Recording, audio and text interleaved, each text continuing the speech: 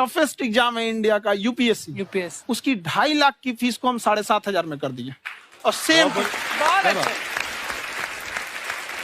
और इंडिया के सबसे बेस्ट टीचर के साथ, जो बेस्ट इंडिया में कोई नहीं। और इतना के बावजूद ऐसे हम लोग को लगता होगा 7,500 बहुत कम है। एक लड़की ने कहा कि सर शाम वाले बैच को ना मॉर्निंग में कर दीजिए। हम कहे बाबू तो इतना सबके इंडिविजुअल से तो बैच ट्रांसफर नहीं, क्या प्रॉब्लम है? हमको दूसरे के यहाँ बर्तन मांजने जाना होता है। तो हम लोग को लगता है कि जितना ये तकलीफ इससे कई गुना ज्यादा है। और कई बार तो ऐसा लगता है कि वो भी ना ले। एक लड़का बेचारा नदी से बालू निकालता था और वो बालू को भरता था, फिर नाव बालू को किनारे लेके बेचती थी और वो बालू भरता था, उससे मेरी फीस ले आया। हमारा हाथ कांप गया, हम कैसे फीस ले लेंगे यहाँ पर। बहुत बढ़िया। हमने ये प्रण लिया था कि भारत का कोई भी बच्चा, उसके सफलता में पैसा उसकी बाधा नहीं बनेगी, चाहे उसको जितना भी पढ़ना रहे यहाँ पर। क्या बात। और अर्चना जी, मैं इनके बारे में एक बात, खान सर आपके बारे में मैं एक बात कहना चाहता हूँ। इनका जो स्टार्टअप है ये बूटस्ट्रैप्ड है। अच्छा। मैं साधारण भाषा में बता देता हूँ, ये सेल्फ फंडेड है। इन्होंने अभी तक किसी और से पैसा नहीं लिया है। ये इन्वेस्टर के पैसे से नहीं, इन्होंने खुद इसको बिल्ड किया है। और बल्कि इतना स्ट्रॉन्ग स्टार्टअप है ये कि मैं कहूंगा कि अगर इन्वेस्टर्स को इन्वेस्ट करना हो तो मैं इंडोर्स करता हूँ ऐसे स्टार्टअप्स को। यही सब चीजों को देखते हुए कई लोगों ने धमकी भी दिया था वहां पर। अच्छा। और उसके बाद बम चला दिए और 7-8 बम चला दिए और कुछ ब्लास्ट हुआ। एक बेचारा नया लड़का आया था एडमिशन लेने के लिए, उसकी स्कूटी उड़ा दिया। वो आया था, कहा कि सर हम तो पढ़ने आए थे, हमारा स्कूटी उड़ गया। हमारी ऑफिस उड़ा दिए सब। एक तो पास में आके गिरा और नहीं फटा वो।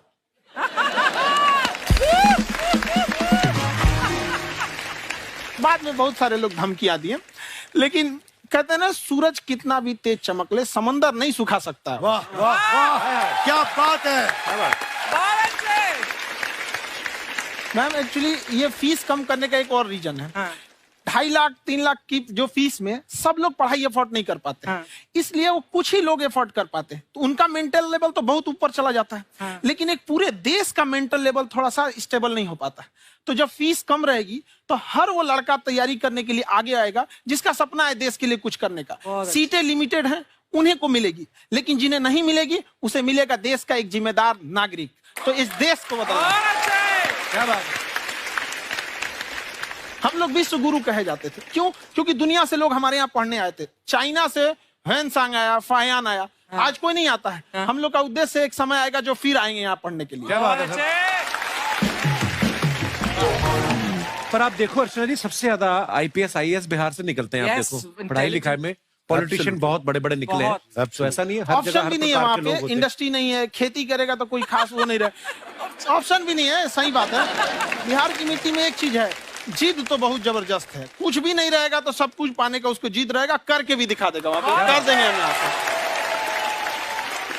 विवेक सर, आपके बारे में हमने सुना एक बार आप संन्यास लेने चले गए थे। कौन वापस लेके आया आपको? फिर कहाँ तक पहुंच गए थे आप? नहीं, मैं MBA की पढ़ाई के बाद मैं ये सोचा था कि अपना जीवन भगवान की सेवा में समर्पित कर दूं। अच्छा जी। बहुत साल मैं वृंदावन में रहा था और गुरुकुल में रहा था। अच्छा। और वहाँ सेवा करना, बहुत अच्छी शिक्षा मिली। मैं बोलता हूँ मेरी असली MBA वही थी, मोस्ट ब्यूटीफुल एसोसिएशन। और मैं वहाँ भगवत गीता पढ़ी, जहाँ मुझे गीता से लगाव हुआ। तो मेरे गुरुजी का आदेश था कि आप भगवत गीता को बिजनेस मैनेजमेंट के साथ जोड़ के देश दुनिया में बताओ। मेरे को लगा बड़ा मुश्किल काम है। मैंने बाद में देखा कि डॉक्टर स्टीफन कॉवी, जिनकी किताब है 7 habits of highly effective people, आप सबने पढ़ी होगी। उन्होंने बोला मैंने 7 हैबिट भगवत गीता से लिए। और हमारे देश के लोग ऐसे हैं जो मेरी किताब पढ़ते हैं, जो कि 3.5 मिलियन कॉपीज बिक चुकी हैं, और भारत में भगवत गीता नहीं पढ़ते। तो मुझे लगा कि मैं गीता विद मैनेजमेंट के ऊपर आकर के बातचीत करूं। मुझे लगा बहुत कठिन होगा, पर मेरे गुरुजी का आदेश था कि कठिनाई आपको तभी तक दिखेगी जब कठिनाई को देखोगे। तो एक छोटा उन्होंने मुझे बताया, पूछा कि इस कमरे में लाल रंग कितनी जगह है, देखो आप भी एक बार जरा देख के बताओ। 7-8 जगह लाल रंग दिख रहा है यहाँ पे आपको? 1 2 वो लाल रंग टी शर्ट पे, 3 4 5 ये लाल हो गया, 6 उधर लाल हो गया, 7 एप्पल लाल, बिल्कुल ठीक 7। पर जब आप लाल रंग ढूंढ रहे थे तो क्या आपको हरा रंग दिख रहा था? Yes no? नहीं। जब आप लाल रंग ढूंढ रहे थे तो क्या आपको काला रंग दिख रहा था? Yes no? नहीं। नो। जिंदगी भी ऐसी है, जो ढूंढोगे वही मिलेगा, बाकी कुछ नहीं मिलेगा। तो उन्होंने कहा कि आप इसी सोल्यूशन पे फोकस करो और गीता के मैसेज को पहुंचाओ।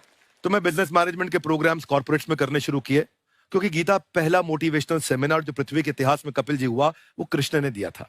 पहले मोटिवेशनल स्पीकर इस पृथ्वी के इतिहास के कृष्ण थे, जिन्होंने अर्जुन को रणभूमि में मोटिवेट किया था।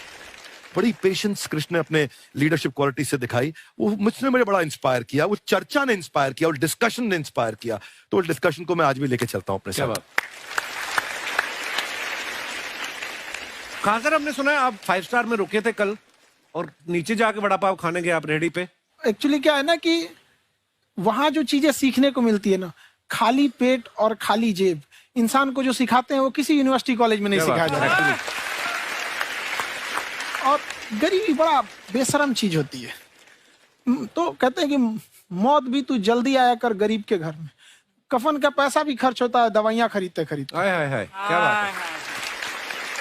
और खान सर की खासियत ये है कि जिसको तो पढ़ना है, जिसको एजुकेशन चाहिए, वो तो इनका वीडियो देखते हैं, लेकिन वैसे भी कई लोग, जैसे अर्चना जी बात करी थी, कहती मैंने जब देखना शुरू किया तो मैंने बैक टू बैक इतने सारे वीडियोस देखे, क्योंकि आपका जो तरीका जो बोलने में, एक तो इनकी जो टोन है पढ़ाने में, और साथ साथ में जो ह्यूमर आता रहता है, तो उसकी वजह से और भी इंटरेस्टिंग हो जाते हैं आपके वीडियो। शुरुआत में हम लोग जब स्टूडेंट लाइफ में थे, या हम कई स्टूडेंट को भी देखते हैं, वो बेचारे जब थक जाते हैं तो आपका शो देखने लगते हैं।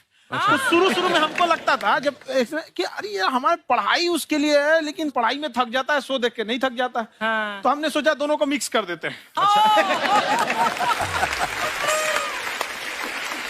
तो हमने उसको, और आज आपको पता नहीं हमने भी यही किया है। मिक्स करने। हमारे एजुकेशन सिस्टम में 2 कमी है, एक एजुकेशन की, दूसरा सिस्टम की। आप पटना से है ना? हाँ। हमें भी पटना पसंद है। बस कोई पटाने वाला चाहिए। नहीं, मजाक नहीं कर रहे हैं। आपका जो चैनल है, हम दिन में 10 बार आपके चैनल को सब्सक्राइब करते हैं। अरे हाँ, और बेल आइकन तो हम इतना जोर से दबाते हैं कि बाकी यूट्यूब वाले बाहर निकल के देखते हैं कि ये कौन है जिसने इनका चैनल इतना जोर से दबा दिया बेल आइकन। बुढ़िया, तो ये शर्म नहीं आती? आते ही फ्लर्ट शुरू कर दिया ना तूने। तो जाते हुए करते हैं क्या? विवेक जी नमस्ते। आपसे एक काम था, छोटा सा कर देंगे आप? ये क्यों करेंगे? नहीं, गुरुजी हमेशा अपने वीडियो में कहते हैं कि विवेक से काम लो, विवेक से काम लो। विवेक मतलब दिमाग से काम लो आप। हाँ, तो विवेक जी अपने दिमाग से ही काम लेंगे। बहुत दिमाग है उनके पास। ये देखिए, जो आदमी, आपको मैं बताइए, जो आदमी बिना फिल्म किए कपिल शर्मा शो में आ गया, कितना दिमाग होगा उसके पास। लेकिन एक बात है जिसकी वजह से हम आप तीनों से नाराज हैं। क्यों? क्या बात? हर चीज में मोटिवेट मोटिवेट मोटिवेट क्या होता है? सच कह रहा है, जब भी ये शब्द सुनते हैं हमें लगता है कोई हमें चिढ़ा रहा है। बदल दीजिए ना, खाली मोटिवेट बोलना ही क्यों जरूरी है? कुछ और कीजिए। रोटी वेट, छोटी वेट, पतली वेट, कुछ भी बोलिए, मोटिवेट हटाइए। तो गुड़िया, तू भी एक्सरसाइज किया कर ना, देख डॉक्टर साहब ने कितना वजन कम किया है, तू भी कर ले। ठीक है, फिर मोटिवेट से ही चला लेंगे। लेकिन मोटिवेशन कोई बुरा बात नहीं है। हमारे दादाजी भी वैसे बहुत मोटिवेट करते थे। हाँ, एक बार तो तालाब में डूब रहे थे हमारे दादाजी। हमारे पास रस्सी भी था, ट्यूब भी था, फिर भी हम अपने दादाजी को बचा नहीं पाए। क्यों? क्योंकि हमने उनकी ओर तिनका फेंका ना, वही कहते थे डूबते को तिनका का सहारा काफी। नहीं लगा सहारा, दादाजी बुड़बुड़ बुड़बुड़ बुड़बुड़। गुड़िया, तू क्या करने आई इधर? अरे हाँ, हम क्या करने आए हैं, एक पूछना था सर। खान सर, ये जो हमारा एक चाचा का लड़का है, उसको क्या है, थोड़ा पढ़ाई में प्रॉब्लम हो रहा है, तो 12वीं का पढ़ाई आप उसको अच्छी तरह करवा के 12वीं पास करवा देंगे आप? करवा देंगे, वेरी गुड, बात कर लेते हैं। हाँ, राम सरोवर, देखो हमारा बात हो गया है, ये 10वीं जो तुमसे नहीं दिया जा रहा है वो नहीं देना है।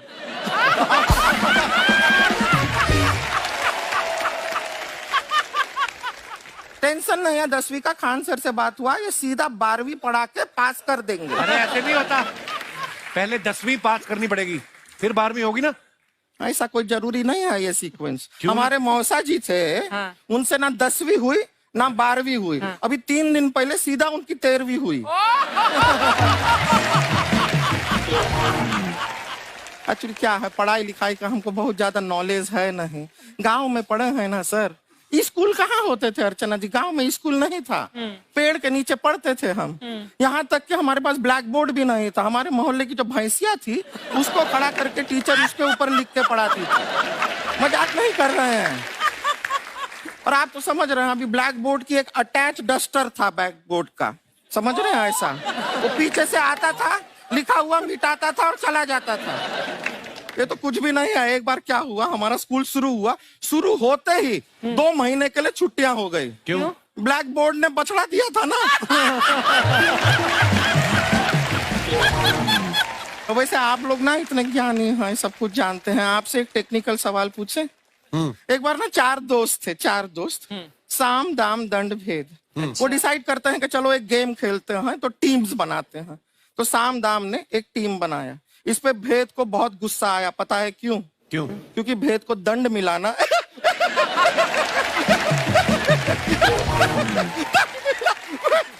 ये सिर्फ हंसती नहीं है सर, थोड़ा सा पेट्रोल पिला दो स्टार्ट भी हो जाती है।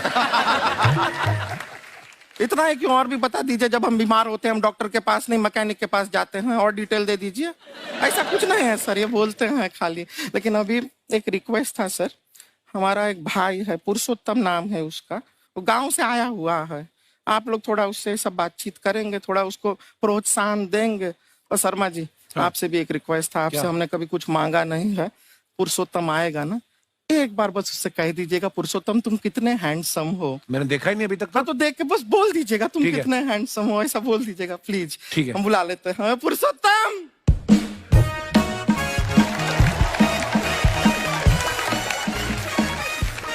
ये पुरुषोत्तम है। वाह, तेरा भाई बड़ा हैंडसम है। है तो हमारे खानदान में सब हैंडसम है, ज्यादा चापलूसी करने का जरूरत नहीं है। देखा हमारा यहाँ पे कितना चलता है। एक नंबर दीदी, एक नंबर। सब लोग हैं, हाँ, नमस्ते कर दो। ये बड़ा अच्छा लड़का है, गांव में ना भैंस चराता है, इसको थोड़ा मोटिवेट कीजिए ना। नहीं तो मतलब भैंस चराता है तो मोटिवेट करके क्या होगा? शेर चराएगा बाद में। अरे शेर चराएगा तो शेर इसको चर नहीं जाएगा। नहीं नहीं, ऐसे हम खाली कह रहे हैं, तुम्हारा चेहरा थोड़ा बकरी जैसा है ना, तो वैसे ये सब बड़े बड़े लोग हैं। इनको बताओ कहा क्या बनना चाहते हो जीवन में आगे? HR। HR?